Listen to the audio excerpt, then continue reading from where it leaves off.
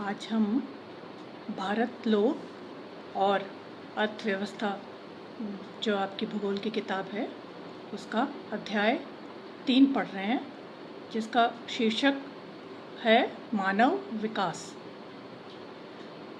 इसी नाम का एक और पाठ आपकी दूसरी भूगोल की किताब भूगोल के मूल सिद्धांत में भी है। उस पाठ में हमने मानव विकास दुनिया के दूसरे देशों के संदर्भ में समझा था, और अब हम जो पाठ समझेंगे वह भारत के संदर्भ में होगा। मानव विकास का जिक्र आते ही आपके मन में क्या तस्वीर उभरती है? अगर आप एक विकसित गांव की कल्पना करते हैं तो आपको वहाँ पक्के मकान, सड़क, बिजली, लहलहाते खेत, अच्छा स्कूल, अस्पताल, ताज़ी आबो हवा, हरियाली वगैरह का चित्र मन में आता है। अगर आप एक सुंदर शहर के बारे में सोचते हैं तो वहाँ चौड़ी सड़कें, ऊंचे मकान, बड़ी दुकानें, पार्क, सिनेमा घर, ऑफिस और दूसरी आधुनिक सुविधाएं आपकी कल्पना में आती हैं। ये जो तस्वीर आपके मन में आई, इसे आदर्श कह सकते हैं, पर ये वास्तविक नहीं होता है। फिर भी एक न्यूनतम विकास के पैमाने में हम कुछ मूलभूत सुविधाओं को मानकर चलते हैं, जो आज़ादी के 7वें दशक तक मिल जानी चाहिए थी हमें। इनमें हम क्या जोड़ सकते हैं? लंबा और स्वस्थ जीवन, शिक्षा, सम्मान से जीने की कुछ सुविधाएं, राजनीतिक स्वतंत्रता और मानवाधिकार। दुर्भाग्य ये है कि इन मूलभूत सुविधाओं को हम हर उस तबके के लोगों तक अब भी नहीं पहुंचा पाए, और जिनकी संख्या कम नहीं है। ये हमारी अनुसूचित जातियां, जनजातियां, भूमिहीन कृषि मजदूर, छोटे किसान, शहरों की झुग्गी झोपड़ियों में रहने वाले, और स्त्रियां जो जनसंख्या का एक बड़ा हिस्सा हैं,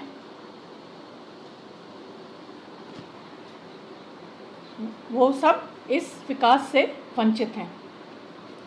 विकास के अवसरों के वितरण में कुछ महानगरीय केंद्र और कुछ छोटे भाग, जिन्हें हम पॉकेट्स कह सकते हैं, आधुनिक सुविधाएं हैं वहाँ पर हमारे विशाल ग्रामीण क्षेत्र और शहरों की गंदी बस्तियों में स्वच्छ पीने का पानी, शिक्षा, स्वास्थ्य की सुविधा वहाँ की जनसंख्या के हिसाब से अभी तक पर्याप्त नहीं है। विकास का एक और पहलू है जो दयनीय मानवीय स्थिति से जुड़ा हुआ है, वो है पर्यावरण।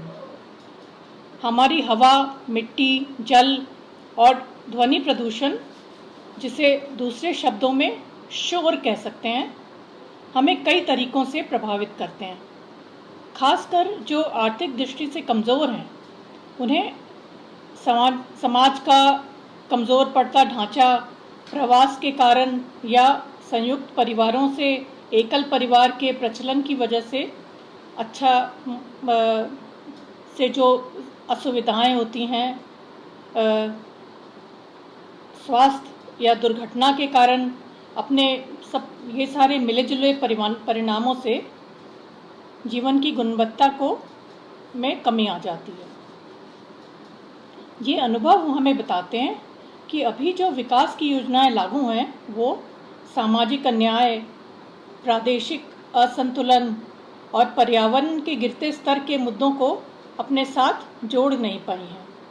इसका परिणाम ये हुआ है कि आम धारणा बन गई कि सामाजिक वितरण के अन्याय, जीवन स्तर की गुणवत्ता में कमी, परिस्थितियों के कारण आई मुश्किल और समाज में फैली अशांति विकास के कार्यक्रमों के कारण ही है। इसे हम एक उदाहरण से समझते हैं। जब भी किसी नदी पे बांध बनता है, उसके फ़ायदों में मूलतः क्या होता है? बिजली उत्पादन परियोजना, सिंचाई, बाढ़ नियंत्रण आदि। पर कुछ गांव जलमग्न भी होते हैं और लोगों को अपने घर छोड़कर कहीं और बिल्कुल अनजानी जगह और परिवेश में बसना पड़ता है। इसका मनोवैज्ञानिक और सामाजिक असर बहुत व्यापक होता है। जब विकास के लिए ये योजनाएं बनती हैं, तब इन सामाजिक और मनोवैज्ञानिक पहलुओं और कई बार पर्यावरण संबंधी नुकसान की अनदेखी हो जाती है। समाज का जो वर्ग इनसे प्रभावित हुआ है वो प्राय गरीब तबके के लोग होते हैं और उन्हें इन विकास की योजनाओं का फ़ायदा नहीं मिल पाता। इस उदाहरण से लगता है कि हमें विकास को प्रचलित पश्चिमी देशों की धारणा से अलग तरीके से देखना होगा। इस तथ्य को ध्यान में रखकर कई बार सम्मिलित चेष्टा हुई, पर सबसे ज़्यादा व्यवस्थित प्रयास सन 1990 में संयुक्त राष्ट्र विकास कार्यक्रम UNDP के तहत हुआ। उन्होंने पहला विश्व मानव विकास रिपोर्ट प्रकाशित किया। उसके बाद से वे हर वर्ष इस तरह की रिपोर्ट प्रकाशित करते रहे हैं, जो विश्व के देशों का कोटिक्रम उनको मिलने वाले स्कोर के आधार पर तैयार करता है। इनके सूचक राजनीतिक परिस्थितियाँ जैसे लोकतंत्र की स्थिति, सामाजिक सशक्तिकरण आदि का भी संज्ञान लेती हैं। इनका कहना है कि विकास लोगों को केंद्र बिंदु बनाकर होना चाहिए। आपने अपने भूगोल की दूसरी पुस्तक मानव भूगोल के मूल सिद्धांत में मानव विकास का जो पाठ पढ़ा था उसे याद कीजिए। उसमें आपने मानव विकास के सूचक, उपागम, धारणाएं तथा सूचकांक मापने के तरीके पढ़े थे, जो विश्व के संदर्भ में थे। अब हम इन्हें भारत को ध्यान में रख के समझेंगे। अगर आपकी किताब की तालिका 3.1 को देखें तो इसमें मानव विकास सूचकांक HDI में 188 देशों की तालिका में भारत का क्रम 131वां है। ये देखिए, ये UNDP 2016 की तालिका है। इस प्रकार हमारा देश मध्यम मानव विकास दिखाने वाले देशों में आया।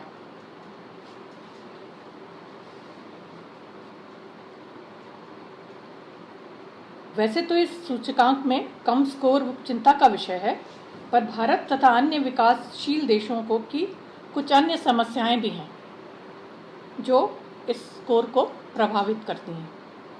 जैसे ऐतिहासिक कारक, क्या देश एक उपनिवेश था या वहाँ साम्राज्यवाद था। सामाजिक कारक और सांस्कृतिक, जैसे प्रजाति, जाति, धर्म, लिंग, मानवाधिकार का उल्लंघन वगैरह। और कारणों में अपराध, आतंकवाद, युद्ध, और राजनीतिक कारणों में लोकतंत्र था कि तानाशाही और राज्य की प्रकृति कैसी है, ये सब चीज़ें प्रभावित करती हैं कि हमारा स्कोर कैसा हो किसी भी देश का। इन कारणों को हम भारत के संदर्भ में समझते हैं। देखिए, हमने करीब 200 साल की गुलामी झेली है, उसमें हमारा विकास नहीं, दोहन हुआ है। मसलन यहाँ से कपास ब्रिटेन जाता था, वहाँ की मिलों में कपड़ा बनकर आता था, जो यहाँ लागत से कई गुना ज़्यादा कीमत पर बिकता था।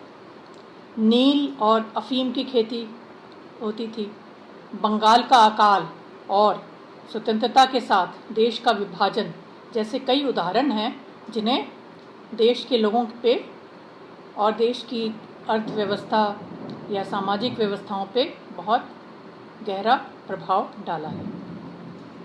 और हमारे समाज की कुछ और प्रचलित कुरीतियाँ भी हैं जो विकास में बाधा बनी हैं। जात पात का सामाजिक भेदभाव, स्त्रियों को पर्दे में रखना, धर्म के नाम पर बंदिशें लगाना भी उन्नति में हमें आगे नहीं आने देता।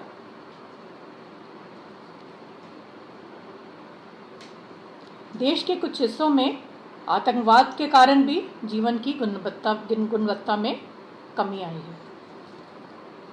यूएनडीपी द्वारा चुने गए सूचकों के ध्यान में रखकर भारत के योजना आयोग ने भी राज्यों और केंद्र शासित प्रदेशों की रिपोर्ट तैयार की है। राज्यों ने भी जिलों को इकाई मानकर उनकी भी मानव विकास रिपोर्ट तैयार करनी शुरू कर दी है।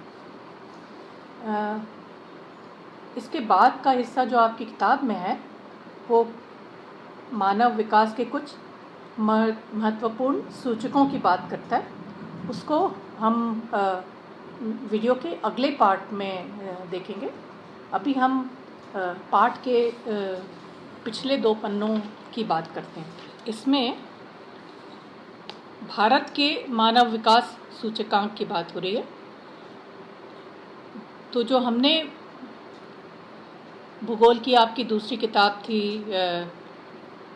जो विश्व के संदर्भ में हमें HDI की लिस्ट के बारे में बता रही थी, उसमें एक तालिका है जिसमें हमें 131वां स्थान मिला हुआ था 188 देशों में, जिसकी बात अभी मैंने की है। तो अब आप देखिए तालिका 3.4, इसमें भारत के राज्यों का मानव विकास सूचकांक दिखाया गया है।